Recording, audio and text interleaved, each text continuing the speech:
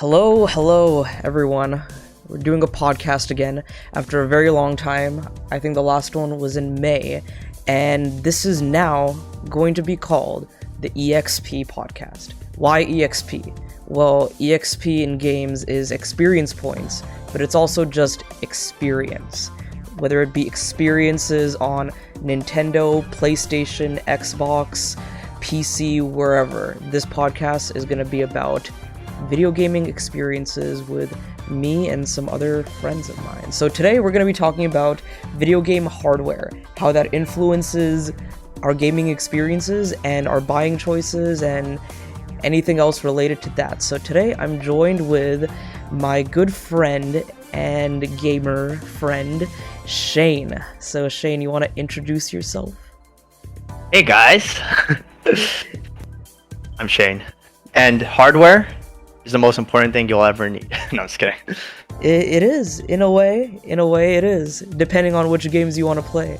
But with the support and help of Shane and some other friends in our Discord chat or whatever, I finally built a modern gaming PC, and I've been enjoying gaming PC fun with that over the past year. It has been more than a year now since I've built my PC, and I've had a good time with it, playing games at 120 FPS and 1440p and all that. It's been fun. So let's jump into it. I got some discussion topics and we can both answer them throughout this little discussion we're gonna have. So first I want to ask you, I know for a fact, I've seen a lot of your systems. You have a whole bunch of gaming consoles and gaming systems. So what systems do you have, and what systems do you currently play on, and which ones are your favorite to play on? I think I already know the answer to this, though. Yeah, you already know the answer to this. Basically everything, essentially, right? Started off more as collecting retro stuff, because I love, NES and in 64 and stuff like that. But as of right now, I have pretty much all of the next gen consoles. I have the OLED Switch, Xbox Series X, PS5, 3080 Ti build PC. So I'm pretty much rocking everything. And you already know, Deshant, that I love PC the most, right? That's my thing to do. I love the mouse and keyboard, the variety, everything. My favorite. But recently, I have been enjoying the PS5 and Switch a lot because of their exclusives. But yeah, you cannot go wrong with the Switch and how, with its exclusives and all that. For me, I am known within our friend group as the Nintendo fanboy, and people on this, the one and only. Yes, the one and only in our group. And the people who watch this channel might also know my affinity towards Nintendo. So actually my first ever gaming console system was a PS2, and I got Tony Hawk Pro Skater 4, Spider-Man, and Gran Turismo 3. So that was my introduction into video games. It was PlayStation. Yep. But then I got a DS, and then the rest was history. DS, Wii, 3DS, Wii U, Switch, and then only then I got a PS5 and a PC. But I feel like I think you might agree with this too. With a Switch, PS5, and PC, you basically have the entire gaming library at your fingertips. Yeah, it's pretty much amazing to have all that, right? Because before I wasn't able to do that, right? But now I can just play any experience I want, and including with that, I also even have the VR, so I can actually experience all of those too. And that's the same thing, right? Yeah, with VR, and you have access to Xbox games because they're on Steam and they're on Game Pass. Yeah, Game Pass is a very, very awesome deal when it comes to games, and I enjoy playing a lot of games on Game Pass. If it wasn't for Game Pass, I would never have tried Halo for the first time. All thanks to our other friend Pranav, who you might see. The greatest game series ever. Yeah. Me.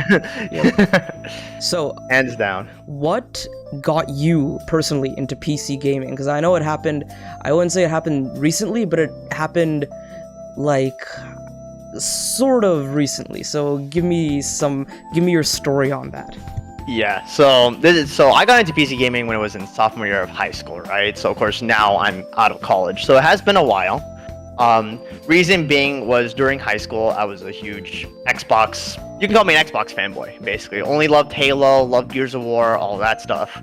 Unfortunately, the Xbox One when it first came out was, in my opinion, not a great console. Didn't have a lot of great exclusives, had a lot of problems, was weaker than the PS4, and at that point, I was kind of fed up with Xbox because Halo wasn't doing well at all.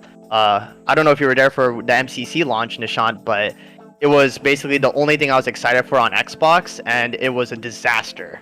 I heard the horror stories of all that, and I've heard how I went back and saw like the Xbox One reveal, and the thing they were hyping up the most was like the smart TV features and Netflix, and I was the DVR, all that stuff. Yeah, it was just. MCC was basically, I would say, like the last straw, right, for me, because if they couldn't do Halo right, especially like pay like good homage to like the pretty much the classics, right, that made Microsoft to what they are today with Xbox, then to me it's like, okay, they can't really do anything else. So I was gonna move to a PS4, but what got me into PC actually was I was actually a huge fan of Call of Duty Zombies, and they actually had a lot of custom stuff, like custom maps for that on PC. So by watching that content specifically on YouTube when I was young, and then just like kind of like seeing what gaming PCs are about and stuff like that, I said, you know what? Why not just build a gaming PC? Because I get to play all the games that I have on Xbox basically, except at higher fidelity and whatnot. So I decided to build my first PC, and then a very funny story. My PC was supposed to be secondary to my Xbox. That very quickly fell through as soon as I learned how amazing the PC was. Especially when it comes to the Xbox One. Oh yeah, damn, yep. And the game that made me change from that was I got Fallout 4 on PC instead of Xbox, and just playing that when it first came out on PC, like at that time it was 1080p, but 1080p 60 FPS ultra settings, it was phenomenal. Yeah, and the rest is history from there. PC became my my favorite, device to this day. Yeah, I remember I built a PC back when I was also a sophomore in high school. It was 2013, and I built it with like some decent parts. I had like i7, 8 or 16 gigs of RAM. I had like an AMD card, but I ended up not playing on it much because, first of all, like I played some good games on it. I played like a bit of Skyrim, I played Arkham Origins, I played the Portal games, I played a bit of BioShock, but that was a weird time in gaming for me personally, because like with you and the Xbox One having like sucked the console life out of you, that was me with the Wii U, and I'm like, I can't play Wii U games on the PC. And that whole Wii U life cycle was sad. It was just consistently me waiting for Zelda to be revealed and talked about and announced and released, and that was just such an unfortunate chapter for Nintendo. Yeah, it's very unfortunate, but the Switch is one of the best comebacks in all of history, I think. So that was good. So Switch was. Yeah. To be fair, I would say that the Wii U had to happen for the Switch to come. Oh yeah, certainly. Yeah, especially when you look at like the things Satoru Iwata learned from the Wii U's failure and everything. If it wasn't for Iwata himself, the Switch would not be what it is today. Rest in peace, Iwata. Yep. So let's see. Oh, okay, this is an interesting question. What are your thoughts on the current console generation, and where do you see it going from here? Because I have some very out there ideas of what I think about this, but I want to hear it from you first. Ooh, okay, so current opinions, of course, they've been out for 2 years now, right? I guess Switch much longer, but I'll just include it within the current gen, right? Honestly, overall, I'm pretty happy with them. I think these generation of consoles are way better than the previous gen. I don't know what gen we're on. Is this 9 or 8? But I think it's 9. Yeah. Yeah, it's 9, right? So this is much better. Overall, from, in my opinion, every aspect. The PS5, extremely powerful. We're getting really good games on there for $500, or I guess whatever they increased it to for other regions. It's really worth it, right? And I love the new tech in the controller, and just overall experience is amazing. Xbox especially has seen a huge redemption. Of course, the Xbox One original wasn't really powerful. This time around, they made it extremely powerful. Runs basically everything. And especially with Game Pass integration on it, it's basically, in my opinion, probably the best value console in the market, right? In terms of if you want to play pretty much everything, right? Third party related. And then Switch, you already know how amazing the Switch is, right? Just amazing exclusives. The fact that we could play literally any of our favorite Nintendo games anywhere, just amazing. Yeah. And of course, PC hardware has been pushing the limits of games to like a point past like uncanny valley. Honestly, it's just amazing. I think for hardware wise, I think it's really great, the consoles, and I think we have amazing hardware. But the few things I will note that we have this generation with current consoles is that, like, number one, it does suck that it's so hard to find like anything, right? It was hard to find OLED Switch when it first came out. PS5s and Xbox Series X's are much easier to find now, but they were extremely hard, right? And you know the GPU market was just horrible, and it still is, honestly. I got lucky, but some other people didn't, unfortunately. Yeah, so I think it's good in a way, because it's like, oh, there's so many people who want a game now, and that's good for our community. But it sucks, is trying to be a part of next gen or these new consoles is so much harder. You have to work a lot harder to get into it. And actually, current gen now, since we are current gen, 2 years into the next gen. I can't believe it's been 2 years. Yeah. That is honestly crazy. Yeah, it's hard and I guess overall, this is hard to generalize. I've been enjoying the exclusives from each one a lot, you know? I do feel like certain places, it's been not like, it's been lacking, right? Like, I think Xbox can do much better with it than what they currently are, though they're improving. PlayStation, that's a whole nother discussion, right? Like, I love their exclusives, but it feels like some of it is not as, enticing me as it used to, right? So... yeah. It's for me, it's interesting because I skipped out on the PS4 entirely. I have no idea why I never got a PS4. I just never got around to getting one. But the first like year or so of the PS5 was just me playing all these PS4 games, and I like talking with some of my other friends who were like big PlayStation fans, like Shark, who has been on a podcast a couple months back as well. He enjoyed his PS5, but he was waiting for like the groundbreaking next gen games and experiences. I think with the PS4 we got those almost instantly because the backwards compatibility wasn't there. They couldn't piggyback on that with the dual releases and backwards compatibility and all that. With the PS5, they've been piggybacking with backwards compatibility a lot, but I think this year and even last year, like, we got Returnal, which was a good next gen PS5 experience. Ratchet & Clank, I know you enjoyed that, and that was awesome. A very next gen experience. And I have yet to play more of Horizon Forbidden West. I heard that's good. Gran Turismo, Pranav can talk about that in some other podcast. But like, I just told you a little while ago, but I recently completed God of War Ragnarok, and even though that's a dual release game, that is like the definitive PS5 game for me right now. Oh yeah, yep. Just playing that, in my opinion, on just 120 hertz, even if it's like just one aspect of the game, just makes it so much nicer. Like, combat feels so smooth. Because I come from playing the game on PS4 back in the day, and just having it at 120 and at like 4040p makes a big difference. And it also released on PC. I didn't get to play it much on PC, but from what I did, it runs amazing on my rig, which is very powerful, but not like as powerful as yours. So getting it, but the game is well optimized, so it doesn't even matter. It's very well optimized. Like, I was playing it at 1440p with DLSS, so it was like around 90 to 120 FPS fluctuating, so that was good. Very, very nice.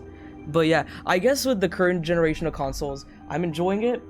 I'm enjoying my PS5, playing a lot of PS4 games, and like playing PS5 games on my 4K Sony TV and all that. But I realize when it comes to the video game experiences, I'm always going back to my Switch to play like Metroid Dread or Monster Hunter Rise or Pokemon Legends Arceus, and especially during the quarantine and 2020 lockdown period, I got into the Xenoblade series, and you know how obsessed I am with Xenoblade now. I played Definitive Edition. You're obsessed with Xenoblades? I didn't know. Yeah, news to you. Yeah. Xenoblade Definitive Edition in 2020, and then last year I played Xenoblade 2, and I'm currently still playing Xenoblade X, but Xenoblade 3 this year was fantastic for the Switch, and I don't think this is our...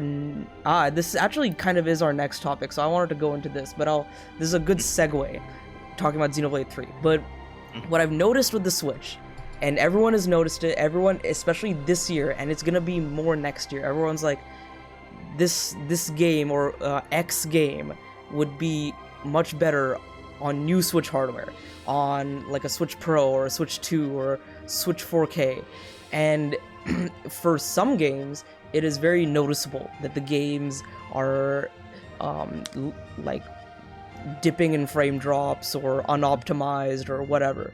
I think the two biggest offenders this year of unoptimized games are Alan Wake Remastered.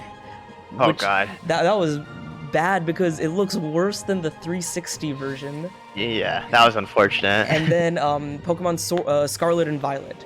And what's funny is these games are not poorly, like, they're not bad on the Switch because of the Switch hardware, but because of unoptimization on the developer's part, in my opinion. Yeah, because you got games like Breath of the Wild, which 90% of the time runs at a smooth 30, except when you go into the Korok Forest to get the Master Sword, and then it dips because of the fog and all that crap.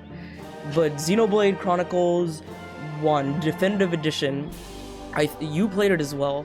For me, it was a pretty smooth 30 FPS. When you go into handheld, it does look a little weird, but that's just the Switch for you. With Xenoblade 2, I'll say this. Xenoblade 2 is the least optimized of the Xenoblade games on the Switch, but that's also like saying a lot because it still packs a lot into the Switch hardware, and it was a first year release for the Switch, so that was very cool. Because like when I played it last year, like when I used to fast travel to a town, like the textures didn't load until like 2 or 3 seconds later, and then the ground just looked different. I was like, whoa, that's weird. But Xenoblade 3 is interesting because they're using upscaled resolution technology. I think they're using AMD Fidelity FX resolution, so that's cool. And I think on top of that, Monolith Soft has done their own like wizardry to make the game run very well on Switch. At times, the game does look very jagged and weird and stuff, but just the open world that they've made looks very nice and very very well designed in terms of the visuals and of course like the design of the world itself, like how you're traversing it. But another thing is the game is majority of the time running at 30 FPS, except when you have like, what's weird with Xenoblade 3 is you have 6 characters fighting at once, and then you have your 7th hero party member, and then on top of that, your opponents might not just be one person, it might be like 3 or 4 or 5 other people. So that's when the game can kind of chug sometimes, but it's not anything very bad. But that's what I think about the Switch. I think there are games releasing now and will release in the future that are very well optimized and look decent, if not amazing, but they run well enough to be very good games and enjoyable games.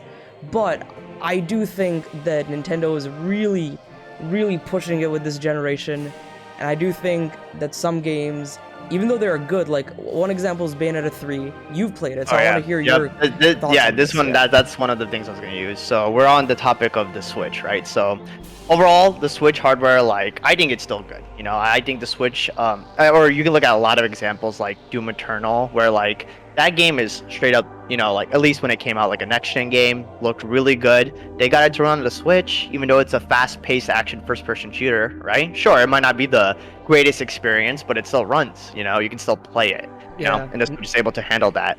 And I think as of right now, the Switch, like, I do agree with you that, like, Nintendo is really stretching the Switch right now, and Bayonetta is pretty much the best example of that, too, where, like, that game, absolutely amazing game. Devs have put a lot of work into it. Artistically, it looks nice, and just the combat is great, but the Switch really struggles with that game in particular with the set pieces, and you can really see that it really can't hit that 60 FPS that Bayonetta is always, like, trying to achieve with its game, and it struggles within some areas, right? But it's not bad, it's fine, it's more than playable, it's really good. But I feel like if the Bayonetta team, who have put like what 7 years into making this game, right, like if they were pushed to this limit right now, yeah, then Nintendo is gonna definitely have to give some more leeway with hardware, right? So that way devs can push themselves further within like either the devs putting more bigger levels or the art direction of it or the performance. Yeah, I agree. But Yeah. with Bayonetta specifically, I wanted to ask you, I know you've played quite a bit of it. How significant and noticeable are the performance dips in that game? Is it as bad as like Korok Forest in Breath of the Wild, or is it like you just notice it here and there, and for the most part it's 60? What do you think? Okay.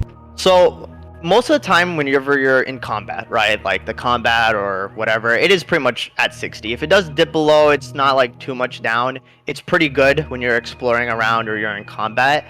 The biggest problem with Bayonetta comes down to is its set pieces. So just one example in the very beginning of the game, you know, you basically are riding this giant dragon, right, down like these skyscrapers. And with that, the game basically goes into the, like what you said before, the forest frame rate levels, right, where like it's below 30 sometimes, and like you're controlling like, you know, that dragon, and it's kind of really hard, it's choppy. So although like the set piece itself, or the set pieces themselves are really easy, so they kind of like made sure that they kind of know, right, like the FPS is gonna drop, so they don't like punish you too hard if you do like screw up in those situations. You can definitely tell that like they're really getting pushed by that hardware, you know. So overall, Bayonetta most of the time is good. It's a locked 60. It's pretty good. But definitely whenever the devs try to go above and beyond what is normally happening in the combat, it definitely drops. Okay. And I don't think, you know, and of course, like, I don't think this is the fault of the devs. I think that they really are being pushed here because, you know, getting 60 FPS on those set pieces are extremely difficult, especially with how gorgeous and big they are. You know who isn't being pushed and who isn't optimizing well is Game Freak. Game Freak is not optimizing well at all with Pokemon that one's not. Violet. That one is not a Switch problem at all. There's no way. And we can we literally just bring out Breath of the Wild as an example. First game on Switch, and that, like, you know, why can that game run well at 30 and this game can't, right? Yeah, Breath of the Wild, Xenoblade, Monster Hunter. Monster Hunter was a surprise to me because at that point, like when we saw it in September 2020, Monster Hunter Rise was probably like the best looking game I had ever seen on Switch. And then I got it in 2021 when it released, and I was like, I am very surprised that a game like this can run on the Switch. And what's cool is it got like a whole bunch of sales on the Switch, like 7 million plus, and then it came on PC, insane. Got even more sales on PC, and now, I don't know if you saw, this was a big surprise to me, but it's coming on freaking PS5 and Series X now. Yes, so that's great. Cool. Yeah, it's a really good game. Really it's good. a testament to not even that it looks great, but just the game itself is just great, right? Yeah, exactly. So speaking of all this Switch stuff, what do you see for the future of Nintendo and the Nintendo Switch? Because we talk about this a lot on Discord and whenever we hang out and stuff. So I want to know your updated thoughts with what's gone on in 2022 and the lack of a hardware announcement and all that. Yeah. So when it comes to the Switch, right? So I definitely think something will be coming soon, but not as soon as what people expect. I know, like, for years we've been talking about the Switch Pro, right? Since like after 1 year the Switch launch, everyone was like, oh, the Switch Pro, it's gonna happen, and we still don't see anything.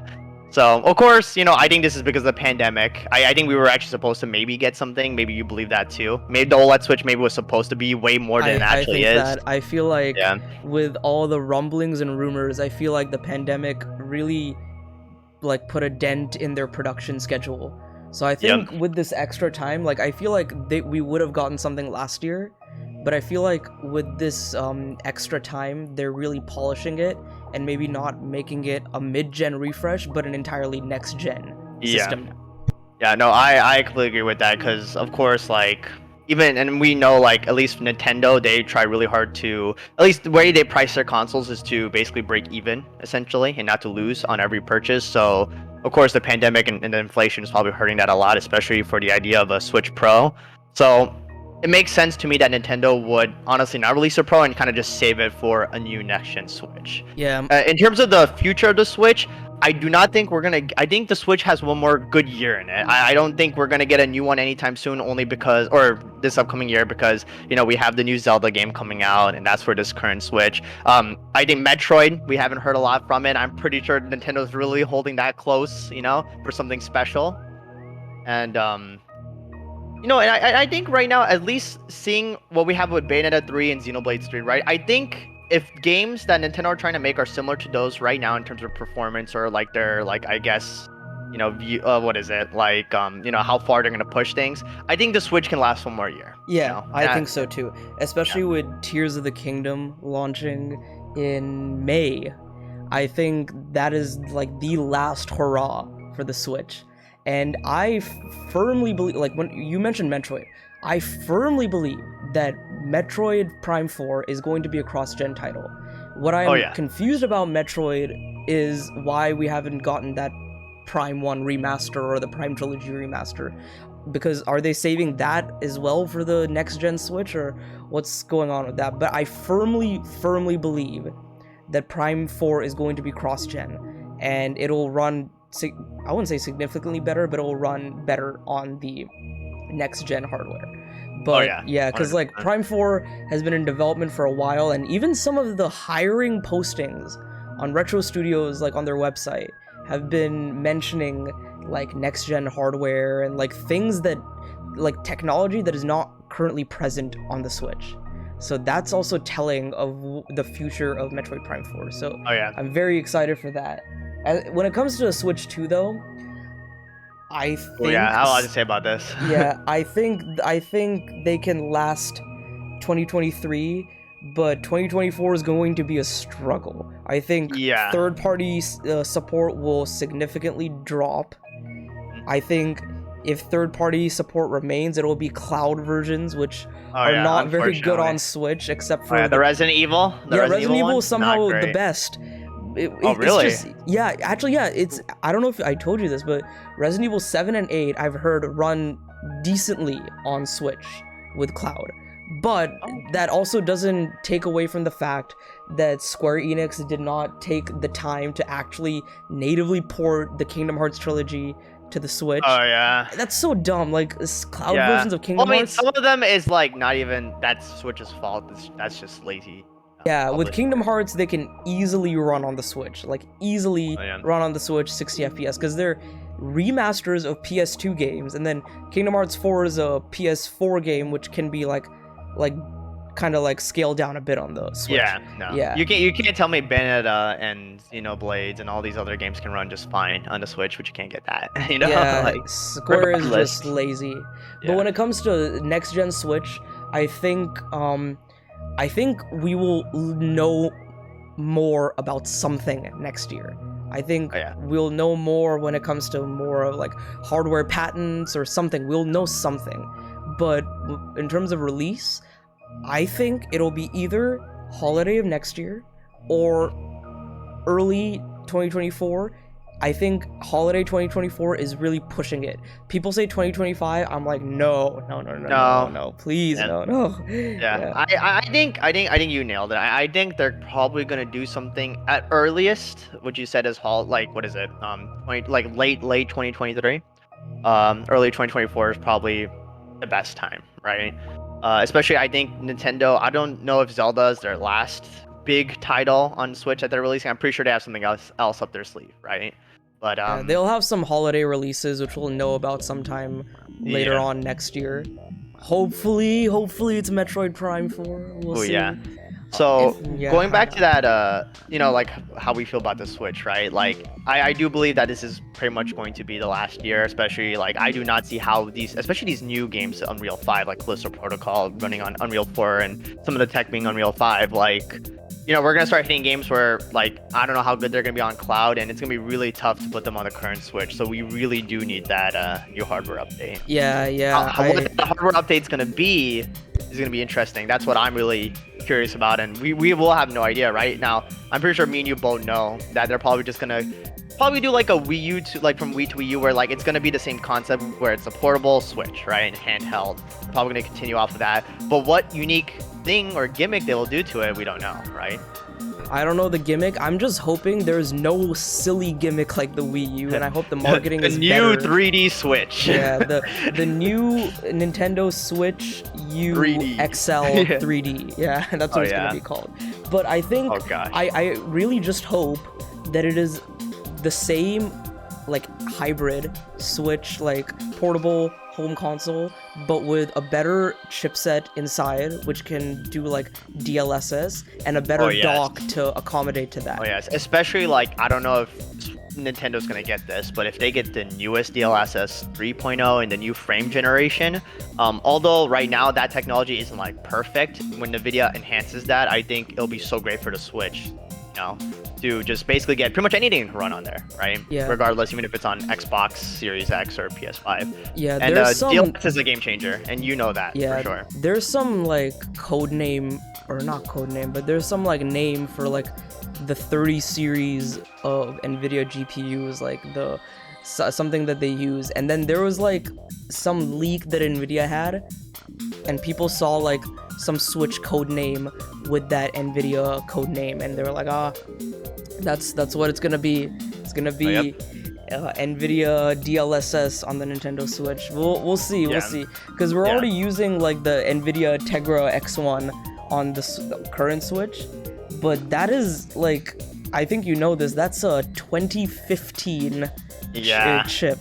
So like they've done good with that chip. Yeah, they've done very good with it, but also think about the jump from a 2015 chip to a 2022 or 2021 chip. It's gonna be nice, especially since I think Nintendo will. Well, actually, this is coming to another topic. Interesting with this, right? I guess we could talk about it later. Is like, what do you think the price point actually will this be? How powerful? Much? I don't think it'll be a tough one. We can talk about that now. Actually, I don't think it'll be as expensive as a PS5 or Series X. I think it'll be like 400, 450, around that much. That's where I'm thinking. I'm thinking they're probably gonna try to hit that $400 mark. I don't know if Nintendo's willing to change up their ideology and like instead of breaking even with each console sold, they might lose some just to get like a lot of people to get their hands on it. Yeah, they're going by with software sales. They're breaking records and making bank with their software sales. And so I think 400 is a good like number for them, because even the Switch OLED is 350. So that's still like a decent upgrade with like some slight changes. Oh, but also one thing I wanted to say real quick is like I said, like I want the new Switch to be the same but with higher specs. One thing I want them to change though is I want them to give us better Joy-Cons, because I don't see them switching from this Joy-Con thing, no pun intended, but I feel like the one of the big problems plaguing the Switch is the quality of the Joy-Cons, the Joy-Con drift, and even I've experienced the Joy-Con drift, and it's not good. It's not great, especially for an $80 purchase, right? That's more expensive than a PS5 controller, and we all know the PS5 controller has really great tech in it. And you know, if the PS5 controller is cheaper than that $80 Joy-Cons, you know, it's really, it's really tough, right? To be like, okay, you know, that's expensive for Joy-Cons, you know, and especially with Joy-Con drift, Nintendo really needs to get on that. I also say, honestly, with this, I hope that they make some changes to the Pro Controller. I do like the Nintendo Switch Pro Controller, but I really think they should add back bumpers to it, or like make something close to, I don't know if you would like this, but I think Nintendo would do well even if it doesn't have like, especially with Splatoon out and how competitive that has gotten. I think a Pro Controller for Switch, like, you know, the Xbox Elite one and the new PlayStation or the PS5 one, that would be really nice for Switch, and I think a lot of people would like that, because even if you're playing just exclusives on Nintendo, those controllers can be really nice. Yeah, because Nintendo has been appealing to the core gamers a lot recently with the Switch generation, so I think that is a very good idea. If they have like your standard Pro Controller, and then you're like, if you want to pay $100 more, you can get this with like interchangeable analog sticks and back bumpers and better analogs, Deshaun, triggers, and so do you think that they're going to go the Xbox route where they'll let you use your old Joy-Cons, or you think they're going to completely make you rebuy your hardware? I hope that you can use your old Joy-Cons. And here's the thing, with the whole like transition from Switch 1 to Switch 2, I hope that you can use the same Joy-Cons, But if you do use the new Joy-Cons, it'll just be a better experience. But here's the big thing that they need to nail. And if they don't nail this, it is a disaster from the start, I think. So they need to nail backwards compatibility. Oh, yeah. And not only that, but they need to have cross integration with your Nintendo account. So your Nintendo account purchases on your original Switch should all your digital games should be playable on the new Switch, and your physical games should be able to be popped in and playable on the new Switch. Like, especially with the digital games. Like, I remember with the PS5, all my friends who had a PS4 got all their games on an external hard drive, plugged it into their PS5, and they could play them all. So it needs to be that easy, but with an SD card. 100%. Yeah, I think Nintendo has. They know how good their exclusives are, and honestly, like, they could keep selling their amazing exclusives like Breath of the Wild for still like $40-$60, whatever, as long as they had that backwards compatibility there, right? And I don't think Nintendo wants to lose that. I feel like that would be a massive, loss for that. I also think I also want them to do one more thing. I don't think they'll do this, but I want them to have like the PS5 and Series X like backwards compatibility enhancements. So like God of War was 60 FPS, and like Sekiro is 60 FPS, please, and Dark Souls 3 is 60 FPS. I want Breath of the Wild and Xenoblade 2 and Xenoblade 1 and like all those games to be 60 FPS on the new Switch. Oh, yeah, awesome. I don't see them doing that, but I would love for them to do that. Yeah, that would be honestly great. And not only that, but just imagine seeing like Nishant like games that we don't have on Switch, like Elden Ring come on Switch now. Elden Ring on Switch, oh, that would be crazy. I think it could happen. I think it could happen because they ported Dark Souls 1 and 2 on the Switch. They need to port Dark Souls 3. I don't know why they haven't. And then imagine them, like, they're not gonna put Bloodborne, obviously. Imagine them putting Sekiro on Switch, on the next Switch, and then eventually they put Elden Ring. Oh, that would be great. Oh yeah, I think Elden Ring would work, and Elden Ring would get massive sales just because, like, not everyone's gonna own that Steam Deck, right? And everyone owns, like, a lot of people own that Switch, so just having Elden Ring on there and how much love people have for that seems like a pile of money just there, right, ready to be taken. Yeah, Elden Ring has sold very well in such a short amount of time. It's sold like almost half of Breath of the Wild's lifetime sales in like the first 3 months of its release, which is amazing. And yeah, and Elden Ring itself is already playable on a portable device like the Steam Deck. So I think that, like, if the Switch wants to like compete with the market, they should do it. But I will say this, I don't think this next gen Switch is going to be as powerful as a Steam Deck. I can only hope that it will compete with it, but I can see Nintendo cutting back in the specs to accommodate to the price, and just be like, we have our experiences on the Switch too, and like this is the price you're gonna get, and this is what you're gonna get, and these are our exclusives. I've noticed ever since the GameCube, they haven't cared much about the specs and the technology as much, so I don't know if it'll compete with the Steam Deck in terms of power. Of course, in terms of like features, the Switch will not be able to compete with the Steam Deck at all, and it currently cannot compete with the Steam Deck in terms of features. So yeah, you have a Steam Deck. I want to hear your thoughts in detail about the Steam Deck after having it for like the past 2 or 3 months now, or longer.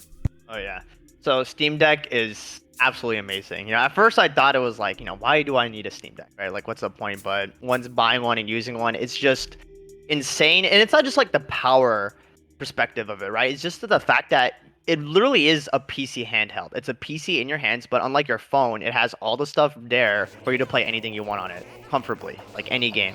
So just right away, like, the best thing is emulation, and that emulation is just amazing, and playing it portably anywhere is just fantastic. It's just an experience that we never had before. Now we have it, right, with the Steam Deck.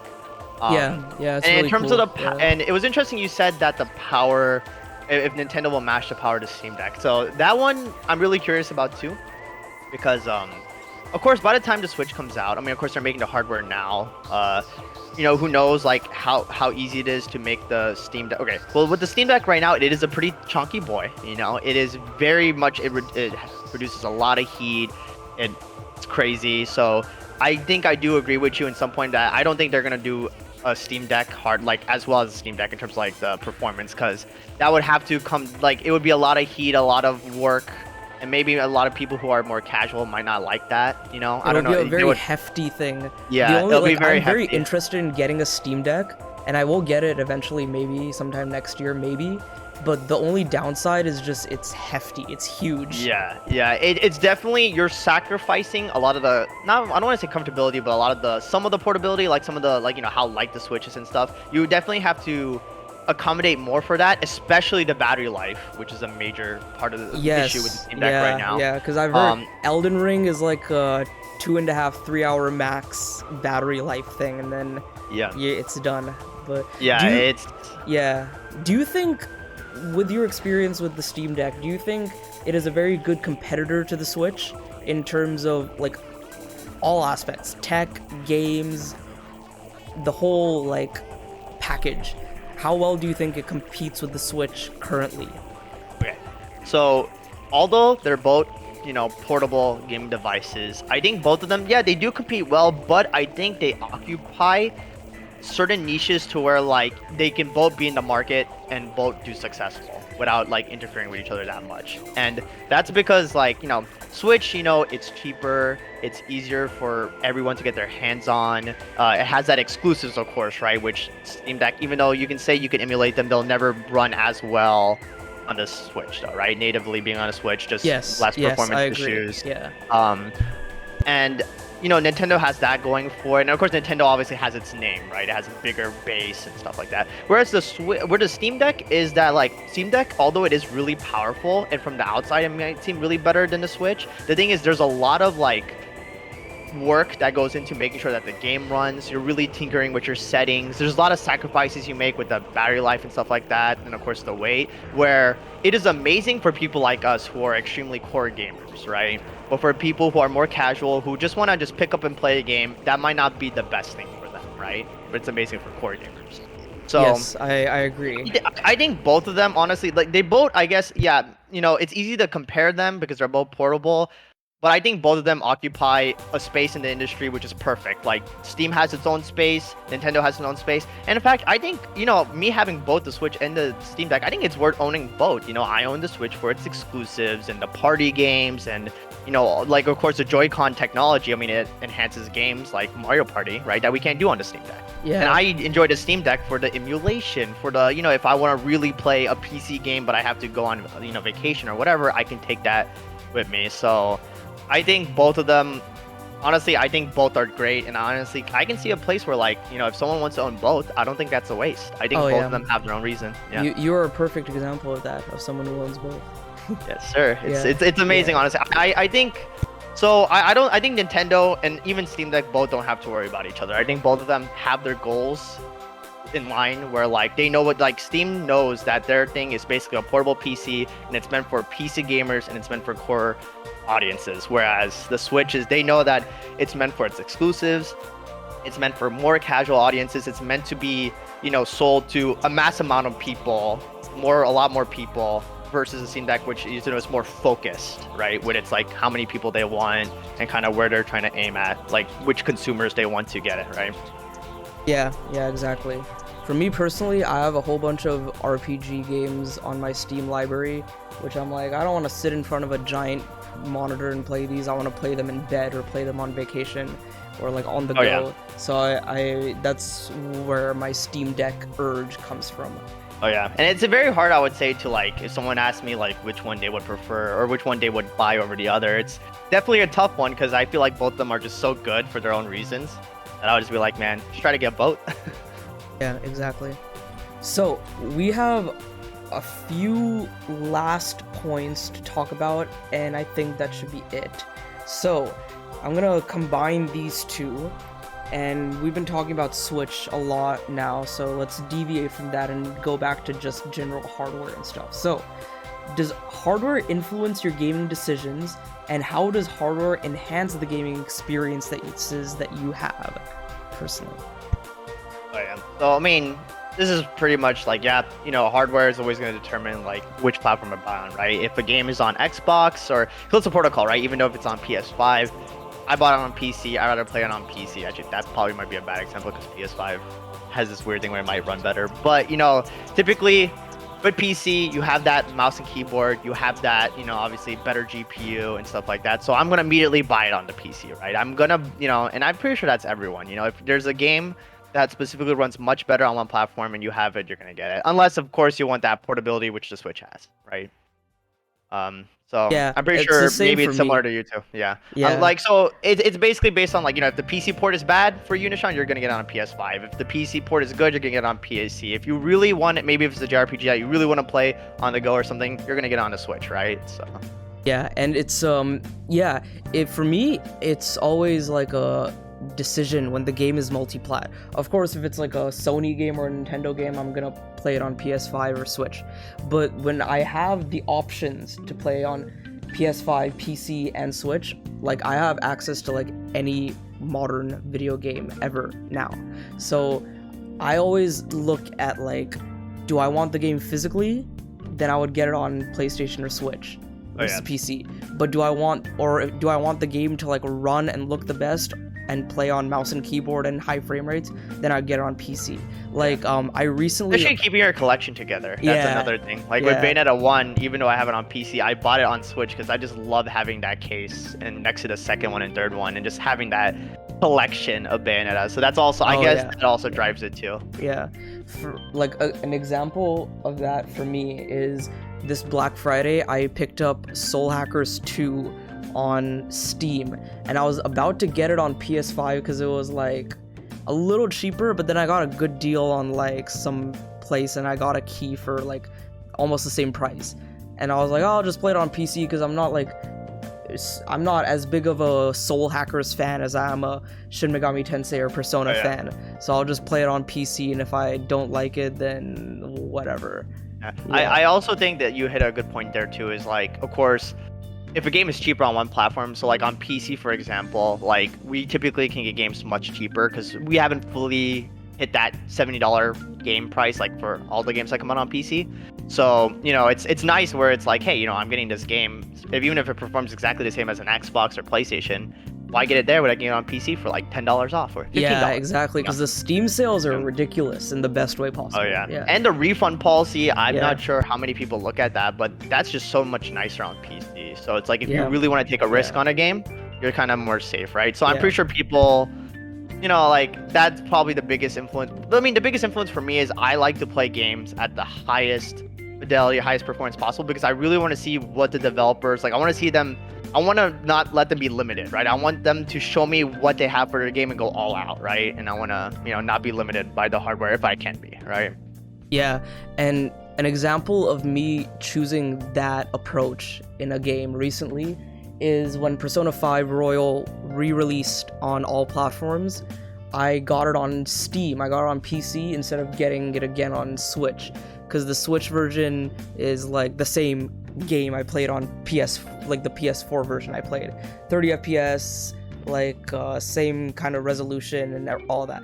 But playing on PS5, playing at 120 FPS with mouse and keyboard, that is Persona 5 to me now, more than playing on a PlayStation controller or a Switch controller. I'm like, just the ease of access, like using your mouse to like scroll through the menus and using the mouse and keyboard is just nice. And of course, like Persona 5, the animations are amazing, the game looks good, and playing it on PC is just an absolute treat. So that's nice. I will say this, like certain games like God of War, I'll say that since they're not like, I would say, like they're good on mouse and keyboard, but I say controller is just more than enough. They're really good with them. It is nice to sit back and relax on a console. Because for me, like having that OLED TV and that new sound system that I have is just, playing God of War on that is so cinematic and amazing that I kind of prefer to actually get it on PS5, even if I have a PC. Yeah, now, of course, it is a PS5 exclusive, but even if it comes out on PC, if I had a choice, it would be a very tough one, because I do really like because the PS5 more than enough handles the game, at whatever, 1440p, 4K, or whatever, and it is just so much nicer to play on that. So I guess that is a thing too, like comfortability or how people like to generally play is nice. Oh yeah. And like another example is like I'm eyeing this game called Triangle Strategy. It's a tactics RPG game, kind of like Fire Emblem, and it's on Steam and it's on Switch. and for the Black Friday deals, the Switch deals were like not that good, but the Steam deals were like better. So I was like, oh, should I get it on Steam? But I'm like, I kind of want that portability to play on Switch. And the thing is, like with these tactics RPGs or like turn-based RPGs, the boost in FPS doesn't really matter. So like for my first time playing it, with those kind of games, I would probably just want to play it on the Switch if I can. So, yeah, it's really based on, I would say, like genre of game, right? Like FPS shooters, I think hands down are just better on PC. Yeah, even like action games, like action adventure, or like Sekiro, like you need to play that at like 60 FPS. Yeah, 100%. Yeah, Elden Ring and all that. Like, you can play that nicely on a controller on a TV, you know. Yeah, yeah. When I get Sekiro, I might get it on PS5, but I'm still unsure of when I will get it and on what system I'll get it on. You need to play that. It is amazing. I'm very excited. And actually, I'll add to the previous thing where it's like, you know, one thing I really like is I get games depending on what type of like experience I want. And what I mean by that is like on PC, I like to play on ultra wide because I personally believe that ultra wide makes games more immersive, you know. And so I think campaign games are a lot more immersive with ultra wide just because of the field of view and stuff. So that is also one reason why, you know, I would choose to get on a different platform, you know. That's one step closer to VR. VR, yes, VR. So I have one last question for you and for me, I guess. So we'll answer that and then we'll close out. So, do you think many? This is a funny question. We've kind of already talked about this, but I'm curious, and especially with Pokemon and Callisto Protocol, this is an interesting topic. Do you think many games release unfinished nowadays? Do you think this is a hardware issue or a development issue? Okay, so I definitely, right from the bat, right, I do definitely think this is more of a developmental issue, right? I think you can just pull out many examples. I know games run different engines and there's different budgets, but there are many examples of games just that run really well on hardware that's supposed to be outdated, and then games that just don't because they're not well optimized, right? And then in terms of do games release unfinished these days? It's very half and half, right? I think we have seen many examples in the year 2022 where we had great optimized games. Horizon, God of War, trying to think of what other games came out this year. Elden Ring on consoles because the PC launch was initially. Scorn was fine. You know, we had a lot of like good releases. There's more than that. I just can't think of the other games that just came out this year. But we had really good ones. But then we have really sad ones, which is Protocol and, you know, Saints Row. And of course, like, my personal experience, Call of Duty has just been awful with the crashes, especially on PC. And I know this is being experienced for people on systems as well, or consoles. Yeah. With a lot of these game series that have annual releases like COD, and another example is Pokemon, of course. You see the developmental struggles there the most. Unfortunately. And I feel like, I mean, with COD, I complain about it because, you know, Call of Duty is not like an easy game to develop. I know we like to make fun of it for being the same, but still, there's a lot that goes into Call of Duty, like the sound design, the graphics. They always try to innovate and push like somewhere like a little bit, right? And it's always hard to do that when, you know, you innovate on one game and maybe people really like it, and then you are progressing 2 years for your next game, and they have to release next year. Then they have to take whatever they liked in that game and put it in, or like shove it in real quick, right? Because, you know, like here's a great example for this is like there's something called the gunsmith, how you customize your weapons, and people liked it so much that they had to like really force it into the newest game coming out the next year, even though that newest game has been in development for already 2 years, right? So that's kind of a problem that comes up, right, with these annual releases. Pokemon, for Pokemon or Game Freak, right? Like, I'm just surprised that they even got a game out, considering they released Arceus, right? And that game was, like, you know, it was from what I heard really good. It was also pretty ambitious, right, for a Pokemon game. And literally, it's been only 1 year, right? And they released these 2 new ones. Yeah, Arceus came out in January of this year, and then in February. Oh, it came out this year. Yeah, that's the crazy thing. Like, Arceus came out. Okay, so Brilliant Diamond. Here's the crazy thing. Brilliant Diamond, Shining Pearl, the remakes of Diamond and Pearl came out in November of last year. Arceus came out in January, and then in February, they're like, oh, we're doing a Pokemon event. We're gonna show you guys some new stuff. And then that's when they announced Scarlet and Violet for this holiday. And I was like, this is ridiculous. Tough. Like, that is tough, man. And you know, like, I don't like. It's okay if Nintendo had like a big enough team to handle this, but by the looks of it looks like they were really struggling, really crunching to get this like. Yeah, they need some help. They need like Monolith Soft to come in and help. But like, you know what's funny is Monolith Soft is busy on their own. I think Nintendo, like, of course we know that Nintendo is trying to squeeze these Pokemon games out before the holidays, because I mean, of course we've seen it, right? It worked, right? We see the sales, biggest Nintendo launch ever, pretty much, right? Or is unfortunately. Nintendo apologizing, but we know what they really wanted, but. You know, they know how good Pokemon is, and of course, like, it's the highest grossing media franchise of all time. Do you think that its success is related to being released on the holidays? You think they could have released it later? Yes, I feel like all Pokemon games in recent memory, dating back to Generation 6, which was X and Y, were released near the end of the year. Like, X and Y was October, I remember that.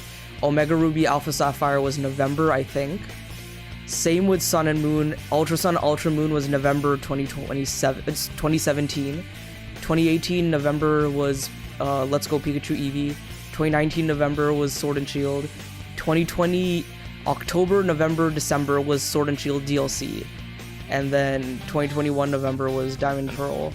It's surprised that they pushed this so fast. You would think that, because I don't know after not Breath of the Wild, but Tears of the Kingdom, I don't know what comes after that for Nintendo exclusives, but you would think that they have a lot of time, right? Like, to put Pokemon there and really get it optimized, so. Who knows? I have no idea what Game Freak is. Maybe they have another Pokemon game in the works for summer. Who knows? Yeah, they're going to release something next year. I don't know how good it's going to be, how well optimized it'll be. We'll see. Yeah. But let's hope Fire Emblem that comes out in January. I do want to talk about Fire Emblem, because in my opinion, I'm not talking about realism. I'm not talking about like graphical fidelity in terms of hyper realistic games. But I personally think, from what I've seen, Fire Emblem Engage is one of the best looking Switch games I've ever seen. Because like looking at that, it looks artistically, or even just like texture wise, like. Yeah, because like what's cool is I played Fire Emblem Awakening on the 3DS, and that game has these really cool like anime cutscenes, but they're like pre-rendered anime cutscenes, which like are CG and like animated, not in-game with the engine of the game, right? So Fire Emblem Engage is the art style of those anime cutscenes from Awakening, but in its own new engine, and it looks good. It looks like a PS4 game to me, honestly, in some parts. And I really like the art style, how it looks. It just looks clean, pristine, and just it's easily the best looking Fire Emblem game. I personally think it even like graphically looks better than like some of the Xenoblade games and Breath of the Wild. So we'll see how it looks and runs when we play it on our Switches. Who knows, maybe it'll run like Pokemon Scarlet and Violet. Hey, maybe we need to do a podcast for that, like just the best looking, at the end of the Switch life cycle, best looking games on Switch. Yeah, that'll be fun. That'll be an interesting one to see. I love doing that at the end of every generation, just seeing the best of the best performing or looking one.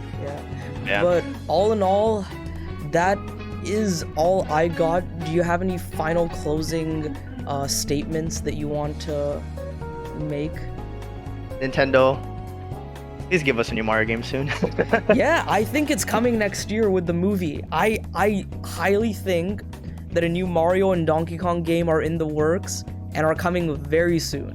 So that's what Nintendo needs to do. They need to make Mario on Switch look exactly like how the Mario movie looks like. The like Mario that movie realistic looks graphics. Amazing. And the thing is, I don't know if you saw the direct, but Miyamoto went out of his way to say, we made a new redesign for Donkey Kong. Donkey Kong looks different, and we're taking him back to his roots of how he sort of looked in the arcade Donkey Kong. So that is a very big indication that a new Donkey Kong game is in the works, I think. So we'll see. Oh, really? Yeah. Oh, dude, I hope so. And there have been mini reports, Marios versus Donkey Kong? Yeah. We'll see. Yeah, maybe. And there have been maybe reports... Diddy Kong Racing? That'll be nice. Oh, Diddy Kong Racing, yes. But there have been reports last year that the Odyssey team, the team that worked on Odyssey, is making a new Donkey Kong. So I don't know what that means for a new Mario game. but I think a new Mario is a possibility, as well as a new Donkey Kong, so we'll see. Yeah, the new Mario game definitely, but that's probably gonna be for the Switch too, Yeah. or whatever they call it. Yeah, but before we close out, do you want to like mention anything you're working on, social media, any of that? Any plugs? As of right now, I'm pretty much good. Me, you, and some of our good friends are starting up another podcast that we might do. Yeah. So of stay course, on the lookout further, for that. I'll advertise that in future videos as well. Hopefully, we'll have a bigger pool of people, and we'll see how that goes. We will. Very excited for that. Yeah, that'll be fun. Especially having our good friend Pranav on. That'll be a very interesting one. Yeah, Pranav's gonna make an appearance on this show soon as well. Awesome. Yeah. It's definitely gonna be interesting to see what he has to say about games. Yeah. But yeah. Other than that, I enjoyed being here. Thank you for letting me on. Yeah, thank you for joining, and this was a lot of fun. So yeah, that is going to be it for video game hardware and video game optimization and all that. So yeah, stick around for more content on analysis, reviews, casual discussions. Remember to like, subscribe, and hit the notification bell. This is Nishquick and Shane signing off. Peace. Later.